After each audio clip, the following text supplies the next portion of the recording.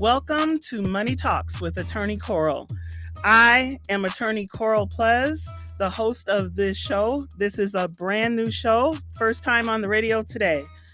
I am a local attorney in Wisconsin, have been for a number of years.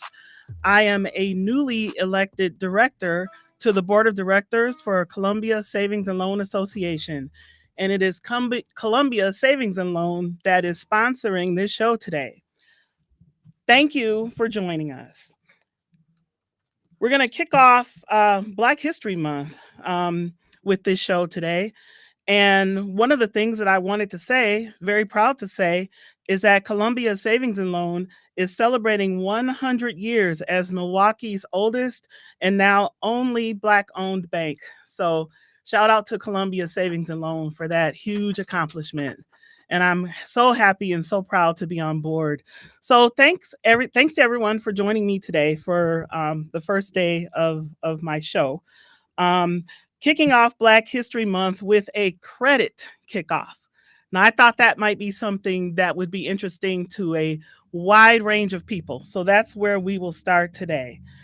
The goal of today's conversation is going to be to provide you with pointers on how to increase your credit score. So hopefully that's something that the audience will find interesting and helpful information that relates to the topic of money, and hence Money Talks with Attorney Coral. So let's talk about how to increase a credit score and some of the things that I'm going to be discussing. The first thing that I'll talk a little bit about is what is a credit score. I will talk also about why is a credit score important. And of course, I'll need to talk about how do you obtain a higher credit score. So let's be very basic in the conversation. Number one, what is a credit score? A credit score is a 3-digit number that lenders use to help them decide whether you can get a mortgage, whether you can get a credit card, a line of credit, a car loan, or some other type of financing. And it also helps them to determine what interest rate to assign. The better your credit, the lower the interest rate. Think of your credit score as a picture of you as a credit risk to any potential lender that you're applying to. Sometimes a credit score can be used for potential employers. I think I've even read that when people apply to enter the military, that a credit score is something that can be considered. We all know that a credit score can be considered when you're dealing with tenant screening. So if you want to go and rent an apartment or something of that nature, you may need to have an acceptable credit score before they will accept your application or approve your application for tenancy. Also, sometimes credit score is considered with insurance inquiries. And I don't mean like health insurance, but auto insurance is one for sure that when you maybe go online or by phone and you do an application for car insurance, they can do a check on your credit to determine if they think that you're an acceptable risk. So as you can see, just with these examples, credit scores are important. So that kind of answers the second question, why is a credit score important? For all of the above, all of the reasons that I just stated. So it makes sense then to want to have the best credit score possible because it's so important in so many different facets of life. So how do you know or how do you obtain a higher credit score? Well, first of all, I'd like to just discuss some of the ranges of what a credit score can be. Different scoring models will give you different ranges. And the one that I pulled was from Experian. So it's kind of a strict one. It's kind of a tough one, but I'm going to share it with you. If your credit score is between 300 and 499, then that is considered very poor. So that's something that needs work. That's something that we want to improve upon with some of the pointers and the tips that I'm going to talk about as the show continues. A credit score between 500 to 600 is considered poor. So that's a step up from very poor, but it's still not where you want to be. Credit score between 601 and 660 is considered fair. Again, that's better than poor, but that's not quite enough to know that you're going to be able to get the best rates when it in terms of financing. A good credit score is considered anywhere between 661 to 780. Now, again, this I mentioned that this model was kind of a strict one. Some of the other models will rate you good at a lower figure, but this particular one gave 661 to 780 as the range for good credit, and excellent credit then being anything from 781 up to 850. So the goal then is to figure out how you're going to obtain and maintain the highest credit score that you possibly can.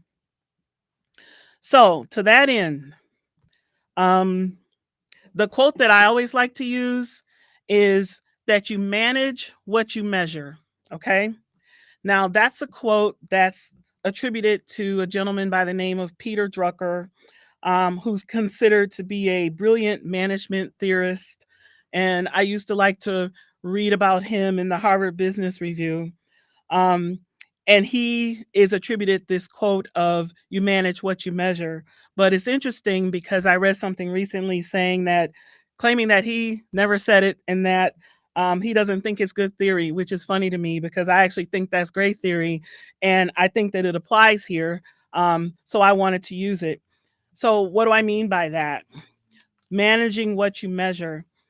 I'm using that to explain what you need to do with your credit report in order to determine your credit score. You want to manage what you measure. So that just means that you need to know what it is. It's so easy to just kind of go around and, guessing whether your credit is good, not knowing whether your credit is good or bad, and just not knowing what it is because you don't take the time to pull your credit report and take a look at it. So my question then is, how do you manage something if you're not measuring it? So you need to measure it in order to manage it. So in other words, you need to see it. You need to see it and to know what it is in order to manage it. So I'm saying first thing to do is pull your credit report. Pull a copy of your credit report.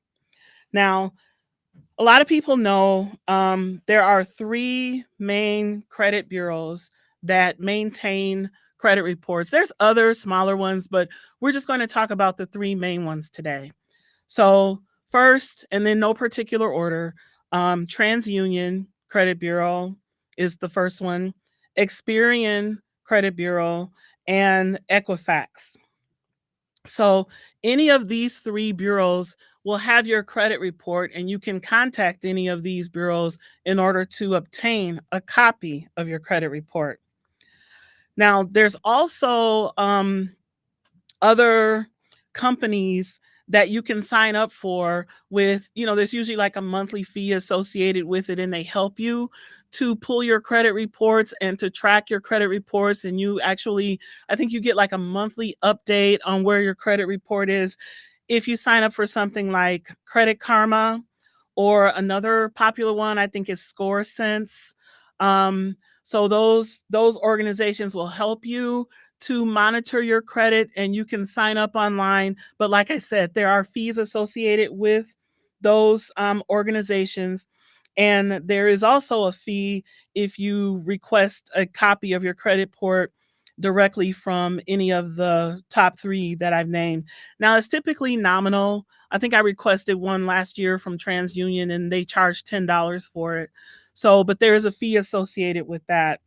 Um, So, but if you stay tuned as the show moves forward, before we end, I am going to let you know of a way that you can get your credit report absolutely free. So stay tuned because that's something that'll come up before we wrap the show today. So once you pull this credit report, let me explain a little bit in terms of how your credit is evaluated, because there are several factors that the credit bureaus take into consideration. We're going to talk about each of them separately, but for now, let me just name you what they are. um, the greatest percentage of what they consider, according to the matrix that I'm relying on today. Sometimes I've heard this even higher, but 35% of what they consider is your payment history, whether or not you pay your bills on time. That's the biggest factor, the biggest determination as to what your credit score will be. 30% is credit utilization. So that just means how are you using the credit that you have? And again, I'll talk about it a little bit in more detail. 15% is the length of your credit history. That means how long have you had credit history?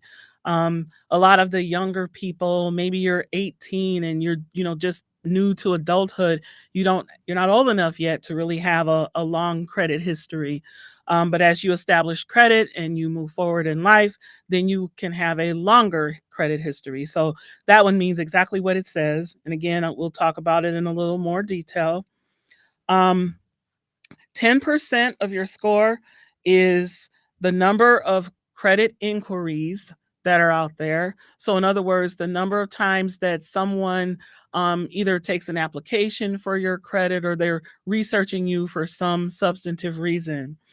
And last but not least, the remaining 10% is credit mix. And again, I'll talk about that in more detail, what that means, but that's just basically the different types of credit that you have. Okay, so once you pull your credit report, you need to analyze it. So let's step back and talk about that. So let's say that you have contacted one of the bureaus and you're pulling your report, and you want to analyze it. And what you're going to look at is if there are any derogatory commentary on your report, whether it's derogatory accounts, and that means accounts that have been referred to collection, or public records, which means there's been some sort of lawsuit against you, perhaps a judgment taken against you, perhaps a declaration of bankruptcy on your part. And then any unsatisfactory accounts, which may just be late payments on accounts that you have that are out there. All of those things are bad. None of those things are good. So if you see any of those types of things on your credit report, then you're going to want to try to take some action to clear that up. So when you're analyzing your report, you're looking for accuracy.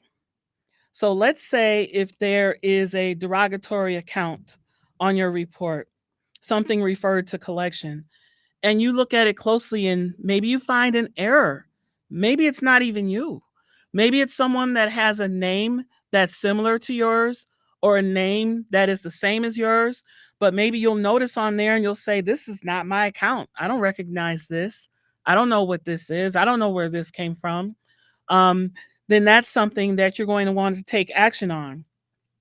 There's federal laws that govern what the credit report, or the credit bureaus are allowed to report, and the it's called the Fair Debt Collection Practices Act. Okay, and it prohibits debt collectors from publishing false or inaccurate information about you. So the first thing you do when you look at your report is you say, are there any mistakes? Are these, if there are derogatory accounts, are these my derogatory accounts? And you verify whether that's you or whether that's not you. So let's say, for instance, if you find out, Oh, it looks like it's time. So we're going to transition, go to break. I get so into this and start talking and yeah, but it looks like we have to go to break. All right. So when we come back, one of the things I'm going to tell you is how to get that credit report for absolutely free. Stay tuned for that. Thank you.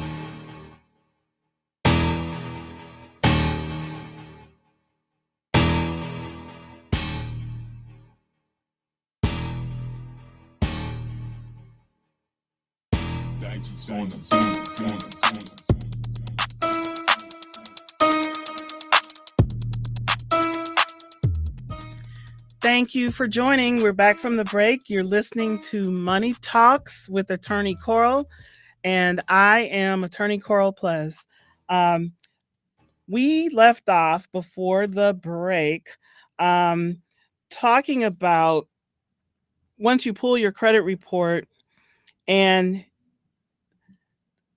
you find something on there that appears to be inaccurate. If it's, for example, if there's a bad debt and it's the wrong name and you know that it's not you. One of the things, tips that I've learned, um, is you want to start by updating your own personal information on your credit report because sometimes the issue of a wrong name, let's say you've got a common name, your name is John Smith or something, and there are other people with that name. You want to double check the addresses and make sure that your credit report doesn't list addresses where you, for instance, have never lived.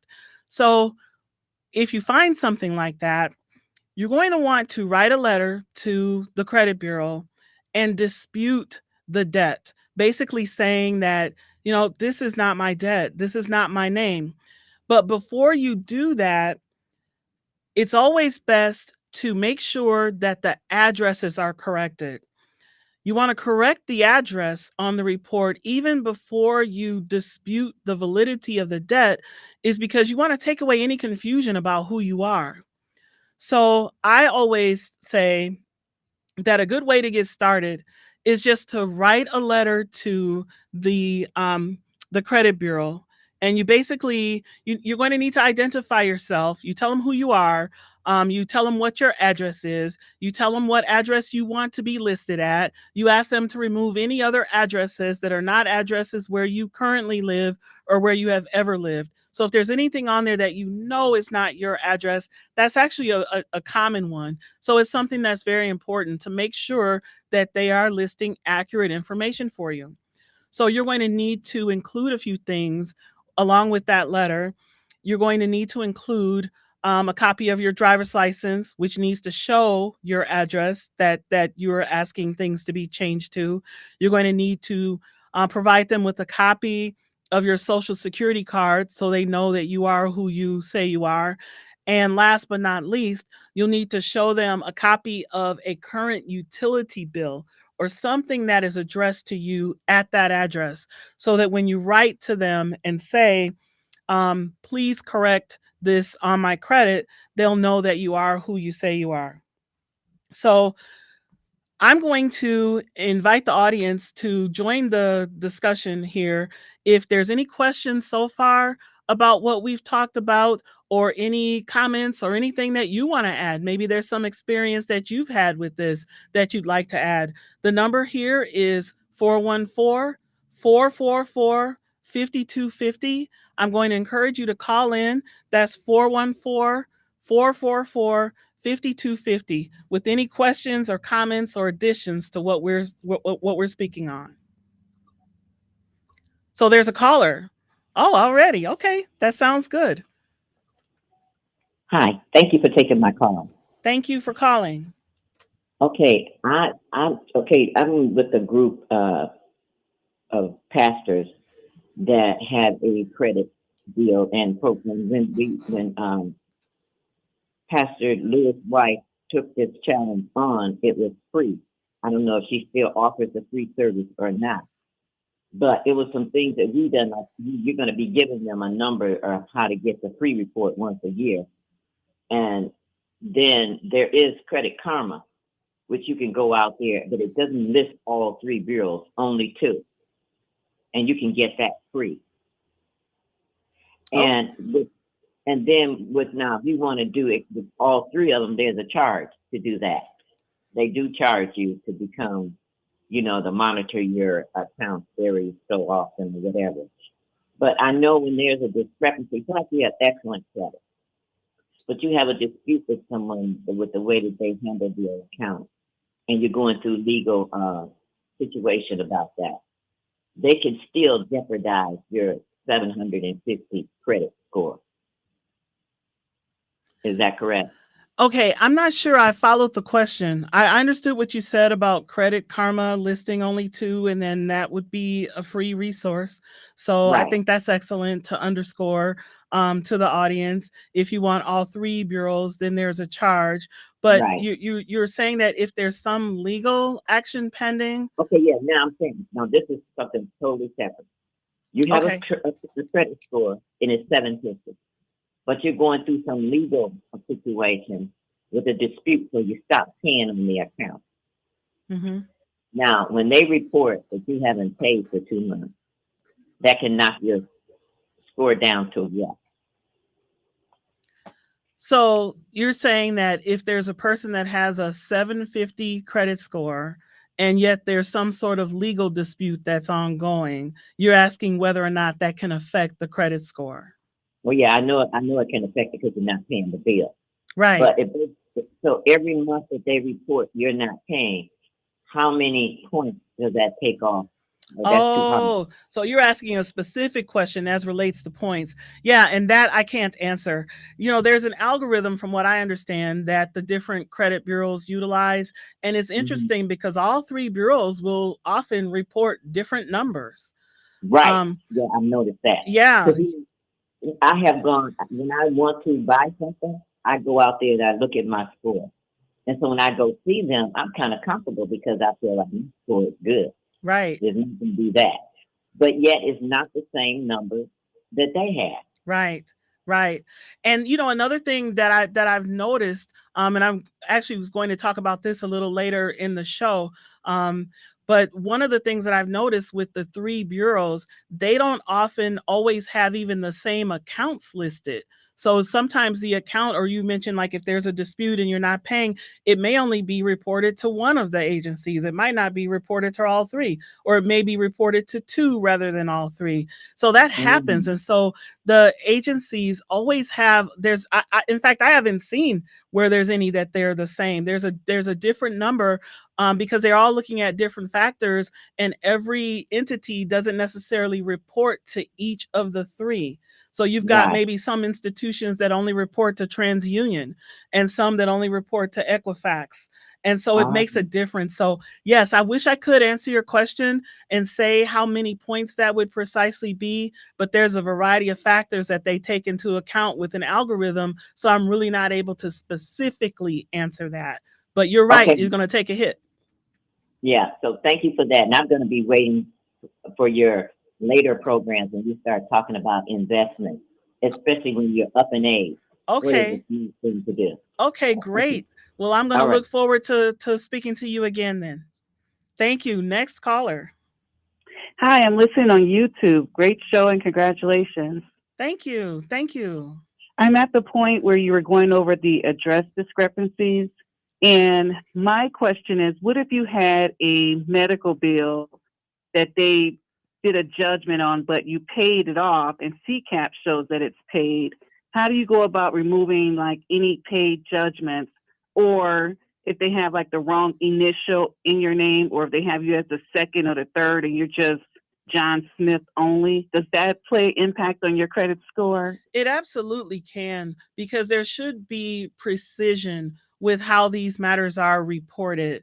The challenge with judgments, though, is that judgments can stay on your record for up to 7 years, even Oh, once it's been cleared. But if there's differences, let's say with a middle initial or an address and those sorts of things, it actually never hurts to file that letter of dispute to see if they'll take that into consideration. Because again, sometimes 100% accuracy is the best way and the right way that these matters are supposed to be reported. So I have seen instances where people have been able to have things removed by pointing out a discrepancy, something that was different that was on the report that was maybe not on the original debt. So it's okay. So it's I can include that on my letter for the addresses. I can include the name change and the address discrepancy. I can put it all in one letter. Is what I'm asking. I actually would suggest that you put it in two separate letters. Okay. And I would do the address letter first. And my suggestion or recommendation would be that you send it certified mail with a return receipt so that you Oh, can be certain of when they received it. Because any issue that you bring up with them, any dispute that you file, they have to respond within 30 days. And this is a way to keep them honest in terms of the turnaround time so that they get back to you in a timely manner. Because a failure to respond to you within the 30 days is a violation of the law. So that's something that you can use as leverage. If they don't get back to you, you can use that as leverage to say, hey, you guys violated the law by not getting back to me in a timely manner. So I'm gonna suggest that you do two separate letters, but you do each of them with a certified return receipt. Okay, and then how often are you on? I'll save my questions for the next show. Are Okay, you on weekly, monthly? I'm going to be on Thursday mornings from 11 a.m. to noon. All right, good luck and thank you again. Thank you. Thank you for calling in. Okay, we've got another caller. Okay, so the number for calling in, we appreciate the calls, 414-444-5250, and we look forward to any calls, any questions, or any comments, any input um, to the topics that we're covering today, because it's vast. I think it's a lot maybe to talk about in an hour, and probably what we'll do is we'll bring some of this information back and talk more about it at a later date, especially because from the comments from the audience, it sounds like there's people that are serious about making sure that they have the best credit possible. So we definitely want to help with that in any way. Um, okay, so we were talking about the different topics that the credit bureaus look at when they are evaluating your credit, and one was credit inquiries. So we talked about um, some already, but the credit inquiries is the next thing that I wanted to talk about. So have you ever been shopping, and when you're checking out, they'll ask you, "Do you want to apply for a credit card to pay for this? How are you paying for this? Do you have it used to be what, I don't know, like a Boston store or J.C. Penney or whatnot, and they would try to get you to come with a credit application." So my advice to you with that, it's okay to have credit cards. In fact, it's good because you'll need that. It helps to boost your credit if you use it the proper way. Um, Oh, does it look like there's a caller in? Okay. I'm gonna go ahead and take the caller because yeah, we're gonna keep what I want to hear what the people have to say. Hello? Hello? Okay, there's a caller. Go ahead with your question, please. Hello? Yes, Can hello. you hear? Okay. My question is: is there a difference between a personal account and a business account, or what does one affect the other? There is a difference in personal and business because your personal credit is under your own personal individual social security number. A business credit is under the business's EIN number. So those two are typically considered to be separate things. It can be tricky. Let's say, for instance, if you're a small business owner, maybe you're a single member LLC, um, and maybe are the only person that you operate your business through, and you want to apply for credit. Sometimes they'll say, okay, you want to apply for business credit, but I need you to sign a personal guarantee. Let's say if your business hasn't been around a long time, maybe hasn't established its own separate credit identity yet, so that can be a way where the two can kind of be merged, but typically those are two separate things. Does that answer the question? Okay, thank you. Next caller. Hello. No, I was trying to find out if is there a certain time when before they print your credit score, should you pay your bills, or do you go by the billing cycle Oh my goodness. This to make the audience is score brilliant. go up? This audience is brilliant today because I'm telling you that was one of the things that I was going to talk about. Let me take a moment and talk about that, because I would like to be able to answer your question. Okay. Um, Okay. so yes, you should pay. One of the things that I was going to recommend, because we're here today to talk about how to increase your credit score. Yes. And people think, and this is logical, right? To say Mhm. that I'm going to pay my credit, before the due date. You pay your Right. bill by the time it's due. You think you're good. Well, what ends up happening is with credit card companies, a good maybe 4 to 5 days before the actual due date, that's Mhm. the date. There's a date where the credit cards actually report the balance on your credit card to the credit bureaus. So there's a Oh. report date that is about 4 to 5 days in advance of the actual due date. Okay. And people don't know that. I didn't know that. I did some Mhm. research on this. last Mhm. year as to why I even know these things. But it's a way to help to bump your credit up. So the only way Okay. you can tell for sure is to contact the credit card company that you have, and they should be able to tell you when is the report date, because it is ideal to get your payment in on or before the report date rather than the due date, so that whatever balance you have isn't reporting to the agencies. That goes to the factor of credit utilization that I mentioned Mhm. earlier, that Mhm. one of the factors that they look at is the debt ratio to the available credit. So if a Mhm. person has a credit card that has $1,000 limit, it is recommended that you not exceed 30% utilization on that Oh, I credit thought it was card. 20%, but 30. Yeah, 30%. Well, Okay. see, some of these factors, it just depends on who's giving, the recommendation. I think that the matrices kind of differ. I've even Mhm. read some that said, "Oh, try to keep it down to 10%." Well, it depends on what the limit is on your card, and you just kind of make that work. But even if you go with the 20% or even with the 30%, you just make sure that by that report date you pay it down so that it's no more than 30%. Okay. And then Yes, one more quick question. Is it good because they want you to utilize your card, right? So right. they're saying that to help your score. Is it good if you make a purchase and then right away you turn around and pay for that purchase? Is that good or bad? Well, I think it's kind of almost like the same question, that you make the purchase and you just want to pay it at least by the report date as opposed to the due date. It's okay to Okay. have a small balance so that they can see that you're using it, right? Okay. Because Yes. utilization means that you're using, the credit. So you want them to see that it's being used, but you certainly don't want it to appear that your debt to available credit ratio is too high. So let's say, Mm. when that happens a lot, when people have credit cards with lower limits. So if you have Mhm. a card, some people have a card that has a $300 credit limit, and you go spend $250 and think, okay, well, that's not much, to owe, but it's Mhm. certainly more than 30% of the due date. So Mhm. it looks like you're credit strapped, or you're strapped because your credit card balance is too high. So then that'll drag down your score.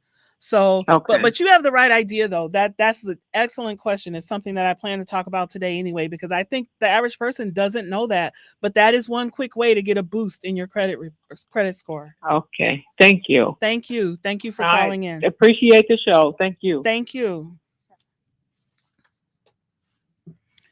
Okay, so we were talking about credit inquiries, and when you're shopping, and they'll say, "Oh, apply for this credit card," or you'll go apply for a car loan or something. My recommendation is don't guess. Know what your credit is. Don't go out and just start applying for things and say, "Oh, I'll find out if they turn me down," because each of those inquiries into your credit report, or your credit, can drag down your score. So if the goal is to try to maximize your credit score, you don't want to have a lot of inquiries that are out there that can bring your score down. There is such a thing as hard inquiries, and then there are soft inquiries. So if you go and you apply for a car loan and that sort of thing, that's considered a hard inquiry. Um, so be careful, because those will bring down your score. So I'm saying, really, in my opinion, is best practice. Don't apply for anything unless you know what your score is and you know that you're going to be able to be approved. Otherwise, you're going to take a hit.